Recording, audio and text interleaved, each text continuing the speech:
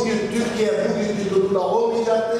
Türkiye'deki insanlar, emekçiler, millet siyaset izlenmesini ve insana insan olduğu için değer verilmesini savunan bir anlayışa sahibiz.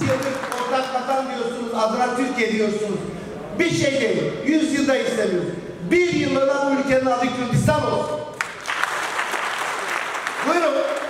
Ortak vatan diyorsan, ortak vatansa bugüne kadar Türkiye ise bundan sonra da Kürdistan olsun. Değerli arkadaşlar, 10 Nisan'da gördüğünüz gibi bir trafik kazası yaşadı. Delege arkadaşlarım, Hakbar camiası çok iyi ve dostlarım da çok iyi biliyor. Bu ne diyorlar? Görev, iş kazası. Bilecik İl Kongremizi yaptıktan sonra, oradan çıktıktan sonra maalesef bir arkadaş geldi bizi vurdu. Yayayken otoparkta bizi vurdu. Şu anda da gördüğünüz gibi ciddi bir hasar oluştu omzunda.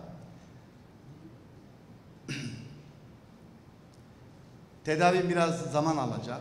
Doktorların söylediği budur. Çok sevdiğim delege arkadaşlarıma bu mesajımı iletmek istiyorum. Ben bu koşullarda Hakbar'ın genel başkanlığını sürdüremeyeceğim.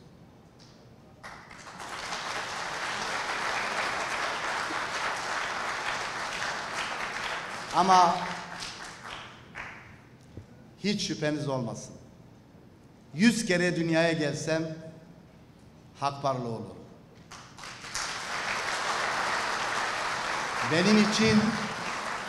Benim için bu dünyanın en büyük onuru, en büyük şerefi Hakbar'ın genel başkanlığını yapmaktır. 30 ay sizleri yönettim. Partimi yönettim. Layık olmaya çalıştım. Ola ki aranızdan herhangi bir arkadaşını üzdüm. Belki kırdım. Olur ya siyasette. Belki bir yanlışım oldu, bir hatam oldu. Sizden özür diliyorum. Beni helal etmenizi. Ama buradayım.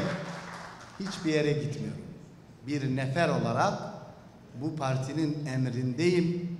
Hayatımın sonuna kadar da mutlu bir şekilde arkadaşlarımın yanında olacağım ve sizi asla yalnız bırakmayacağım.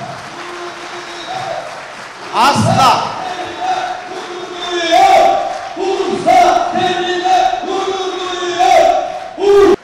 Değerli arkadaşlar, şüphesiz ki bu partiyi bir arkadaşınız yönetecek. Bir genel başkan. Buradaki delegasyondan herhangi birisi bu partiye genel başkan olabilir. Hiç bizim öyle dar kalıplarımız yok. Ölçü aramıyoruz. Şöyle olsun, böyle olsun. Çünkü siyasetimiz net, yolumuz açık, programımız net. Geleceksin, bu programın bırakılmış olan yerden devamını sürdüreceksin. Hepsi bu. Hakbar'a genel başkan olmak böyle bir şeydir. Herhangi biriniz genel başkan olabilirsiniz. Şu anda 2 arkadaşımız var. Ben huzurlarınızda belirttim. Sağlık koşullarım buna uygun değil. Sürdüremeyeceğim bu işi. Ama 2 arkadaşımız var. Ben şimdi sizin huzurlarınızda bu arkadaşlarımdan rica ediyorum. Lütfen oturun, konuşun. Bu kongreye 2 listeyle, 2 adayla falan girmeyelim. Tek adayla girelim. Hanginiz kazanırsa kazansın, size söz veriyorum, emrinizde bir nefer gibi çalışacağım. Diyelim ki bunu sağlayamadık. Arkadaşlar, demokrasi böyle bir şeydir. 2 arkadaşımız da yarışsın. Ey delegeler, sandık başına gidince şuraya vicdanınızın üstüne elinizi koyun.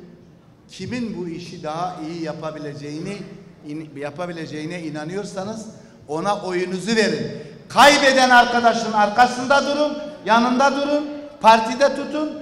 Kazanan arkadaşın da önünde yürüyün, yanında yürüyün, onu yalnız bırakmayın.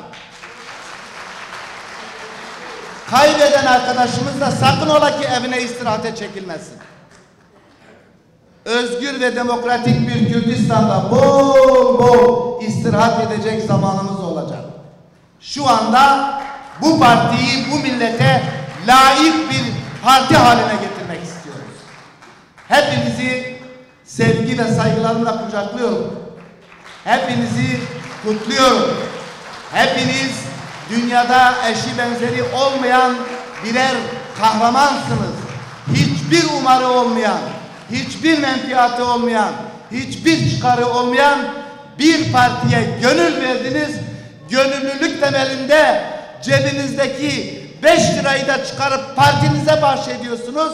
Partinizi de 20 senedir ayakta tuttunuz. Sizi yürekten kutluyorum. Yolunuz açık olsun.